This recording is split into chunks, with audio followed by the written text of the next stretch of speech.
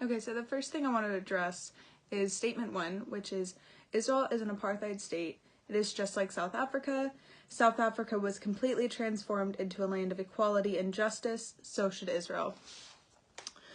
Firstly, my response to the statement is that we need to establish what an apartheid state is. An apartheid is an institutionalized regime of systematic oppression and domination by one racial group over any other racial group or groups, and committed with the intention of maintaining that regime. So yes, it is the Jewish democratic state where many Jews immigrated to. The Jewish race does dominate in numbers, and does extend its influence continuously into the West Bank, as well as having many of the national laws follow Jewish law and moral. In this way, and from biased media coverage, Israel at a surface value could be seen as an apartheid state. However, though in comparison to South Africa, Israeli Arabs do have full citizenship, including the right to both vote and hold seats in office. They are a minority race, however, the Israeli government does not take measures to oppress them as a people in terms of their rights. For example, the Israeli Supreme Court has an Arab judge, and university departments have head Arabs for their communities. Furthermore, Jewish and Arab patients receive equal medical care, something that would be impossible within an apartheid like South Africa. In a regime like that, racial laws would prevent the minority from receiving any advanced medical care, more so ignoring their need for modern medicine.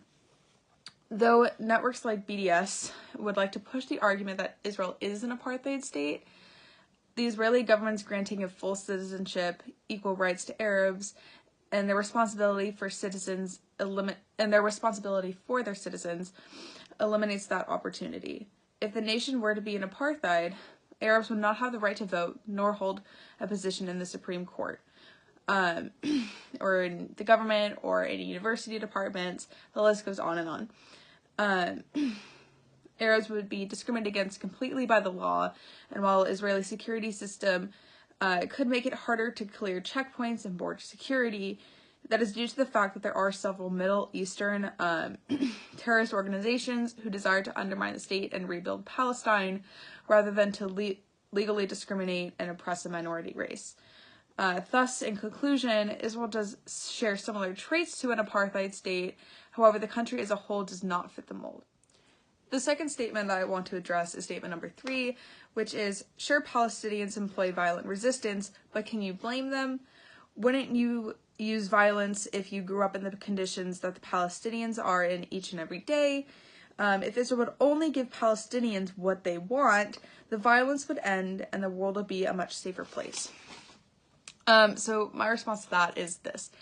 If Israel gave Palestine what they want, which is the Palestinian state, which involves all the Israeli territories, in terms of world violence and safety, it would not change except for within the specific region of Israel. Within the Middle East, there are terrorist organizations whose main goal has nothing to do with the Israeli-Palestinian conflict. They deal more so with the spread of Islam and gaining political control and influence. Furthermore, Eastern and Western nations also have individuals and organizations that commit acts of horror. For example, bombings and violence in Paris in protest of the government by the lower class, school shootings in America, individual murders and acts of violence, cultural racism, and individualized nations own actions taken against their citizens, like in North Korea, for example. So no, the world would not be a more peaceful place if Israel were to give Palestinians what they wanted.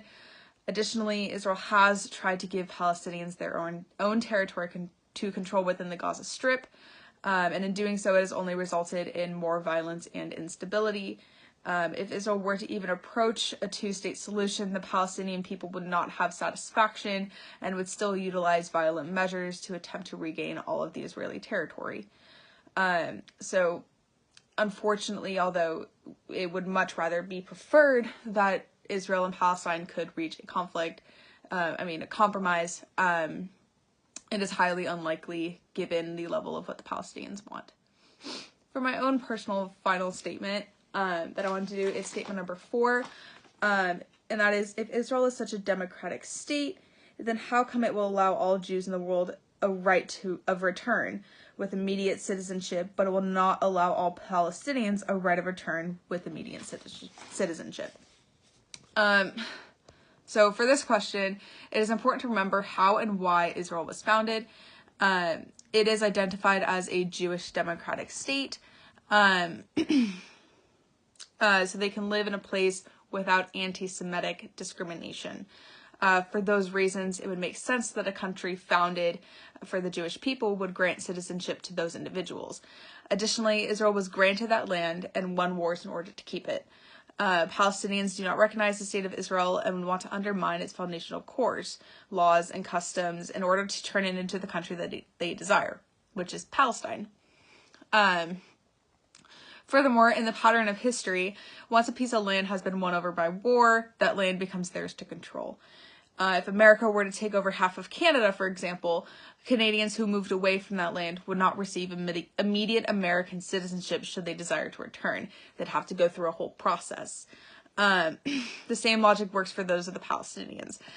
Granting immediate citizenship to them with full rights to vote could pose a danger to the state as a whole. But if it grants them citizenship but withholds certain rights, voting, for example, Israel could then be identified and defined as an apartheid state by anti-Zionist and anti-Israeli organizations. So, although it's a difficult subject, Israel did legally win over the land through being granted the area by the British government, as well as winning wars with many Arab nations in order to keep it. So it does have a legitimate tie and hold onto that piece of land, and therefore also has the right to govern itself. Israel's not being treated the same as other countries who violate human rights. For many other countries, their violation of human rights is publicized as self-defense or simply ignored. The UN has created a double standard when addressing Israel. The UN targets Israel with false allegations hurting Israel's image, but they ignore genocides and other human rights violations committed by other countries. Israel has violated human rights by controlling all movement in the Gaza Strip.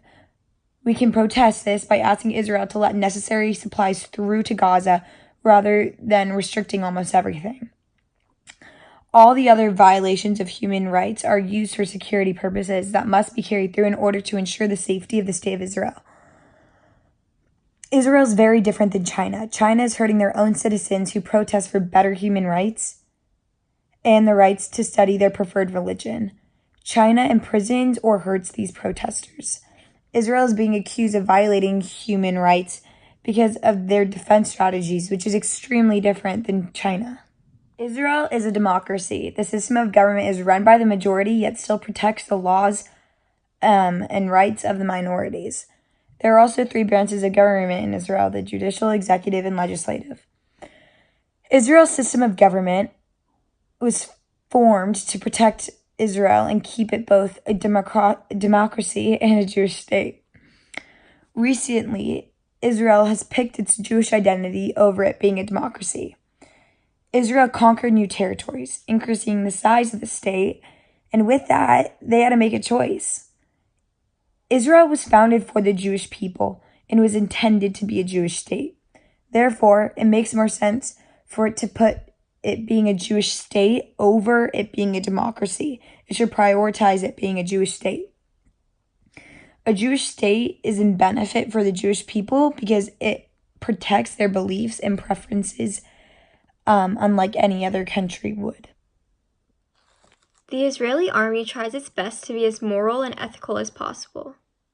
This can be seen through many examples, including that the IDF sent warning leaflets and phone calls to Gazian civilians, letting them know that due to terrorist activity and missile fires coming from their buildings, they were being asked to evacuate before they attack. They sent in ground troops, even though the risks to their own soldiers were great. They did not and do not carpet bomb. And the reason why they send in their troops is because they are so moral that they don't want to take the lives of innocent civilians if they were bombing. Because if they were bombing, they could kill innocent people. So they send in troops to make the risk of civilians dying less, even though it's a greater threat to their people. Israel was involved in the occupation to make sure that Iran, Iraq, and Syria didn't try to take all of Israel. It's hard to unilaterally pull back because of threats from Hamas, which is seen as a terrorist organization by Israel, the United States, and the European Union. Egypt also tightly controls its border with Gaza. Iran, Iraq, and Syria are invested in this occupation continuing because they aren't interested in a two-state solution. They want Israel all for themselves. They are invested in this occupation continuing because they can create a false narrative that Israel's oppressing Arab citizens in Gaza, and people around the world will buy this narrative and support their cause of freeing Palestine. If you are anti-Zionist, you are also technically anti-Semitic. The International Holocaust Remembrance Alliance has defined anti-Semitism to include any of the following three categories of criticism of Israel known as the 3Ds: delegitimization of Israel, demonization of Israel, and double standards for Israel. So, being an anti-Zionist is in the threshold for being anti-Semitic.